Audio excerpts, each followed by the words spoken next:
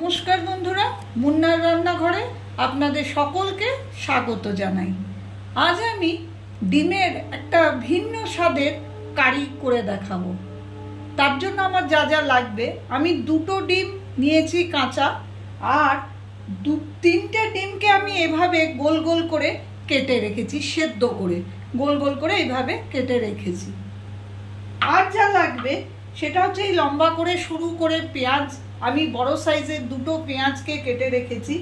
এখানে আমি বেশ কিছু রসুন, গোটা 8-10 কোয়া রসুনকে কুচো করেছি, লঙ্কা কুচি করেছি, আর আদা একটুখানি 1 ইঞ্চি আদাকে ভালো করে কুড়ে নিয়েছি, আর একটুখানি ধনেপাতাকে কুচি করে একসঙ্গে রেখেছি।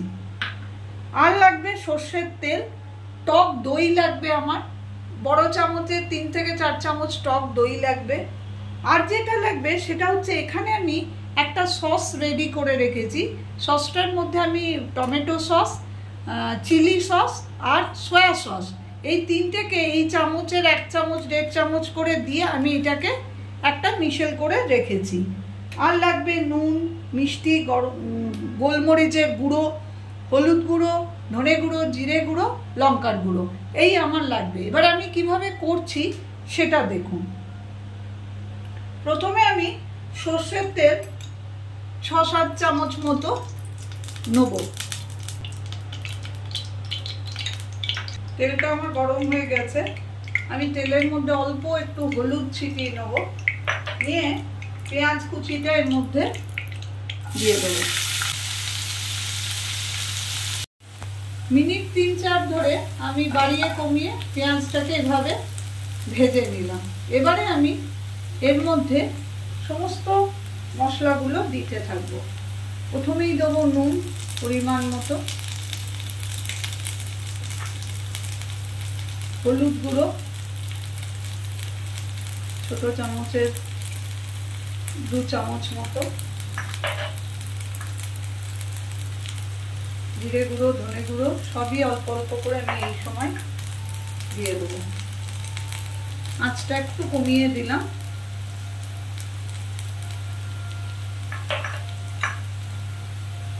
1 চামচ মতো লঙ্কার গুঁড়ো।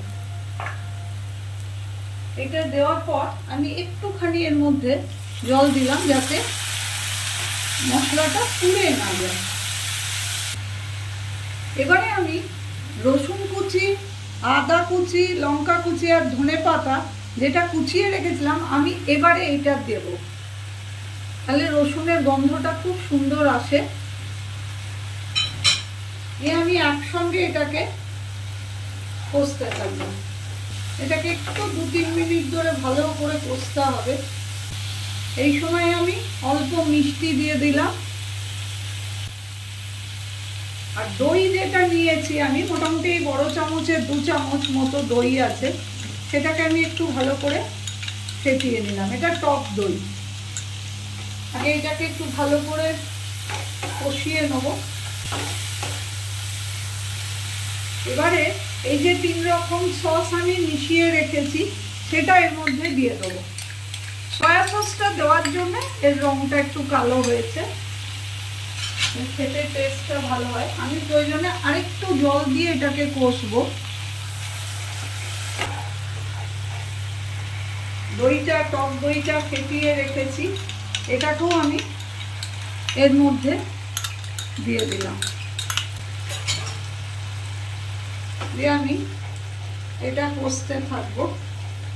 মিনিট 3-4 আরো কষবো। পেঁয়াজটা ওইদিকে কষা হচ্ছে আমার কড়াইয়ে, আমি একটু হালকা ঢাকা দিয়ে রেখেছি। এবারে আমি ডিম যে দুটো কাঁচা রেখেছিলাম সেই দুটোকে আমি ফাটিয়ে নিয়েছি। অল্প এখানে একটুখানি আমি নুন দিলাম, আর গোলমরিচের গুঁড়ো অল্প করে একটু দিলাম, দিয়ে আমি এই ডিমটাকেও ফাটিয়ে নিচ্ছি।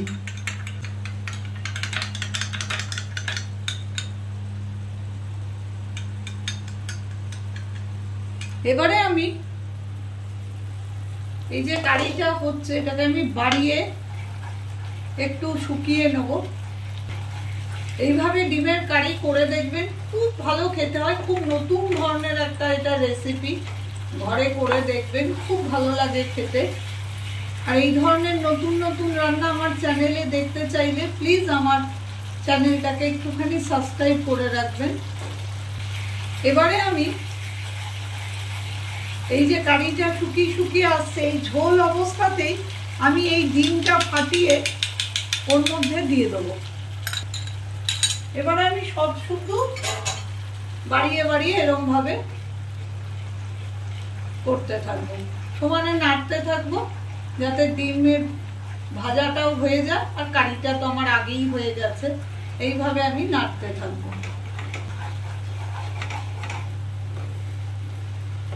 মিনিট 5 সময় ধরে আমি এটাকে নাড়বো, বাড়িয়ে কমিয়ে আমি এটাকে কিন্তু ভাজতে হবে ভালো করে, যেন ডিমের কোনো কাঁচা গন্ধ না থাকে। দেখুন মিনিট 5 ধরে আমি খুব সুন্দর করে কমিয়ে বাড়িয়ে ঢাকা দিয়ে কষে নিয়েছি। এবারে চারিদিক দিয়ে আমার তেলও বেরিয়ে গেছে, তার মানে আমার কষাটা পুরোপুরি কমপ্লিট হয়ে গেছে। এবারে আমি কিছুই নাই, যে ডিমগুলো সেদ্ধ করে গোল গোল করে কেটে রেখেছি এইগুলো আমি এর মধ্যে দিয়ে দেবো। দিয়ে এটাকে হালকা হাতে এমনি করে মিশিয়ে দেবেন।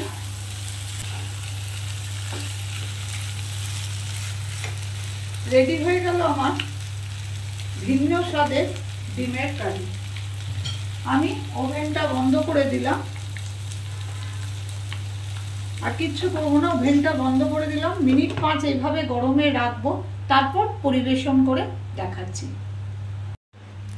তৈরি হয়ে গেল আমার ভিন্ন স্বাদের ডিমের কারি। এইভাবে এই রেসিপিটা ঘরে বানিয়ে দেখবেন। এটা রুটি, পরোটা, নান, ফ্রাইড রাইস, ভাতের সঙ্গে, বরং ভাতের সঙ্গেও অপূর্ব লাগে খেতে। যদি আমার রেসিপিটা আপনাদের ভালো লেগে থাকে তো প্লিজ প্লিজ আমাকে সাবস্ক্রাইব করে দেবেন, লাইক করবেন, শেয়ার করবেন এবং কমেন্ট করবেন। আমি আবার হাজিরা দেবো অন্য কোনো দিন অন্য কোনো নতুন ধরনের রেসিপি নিয়ে।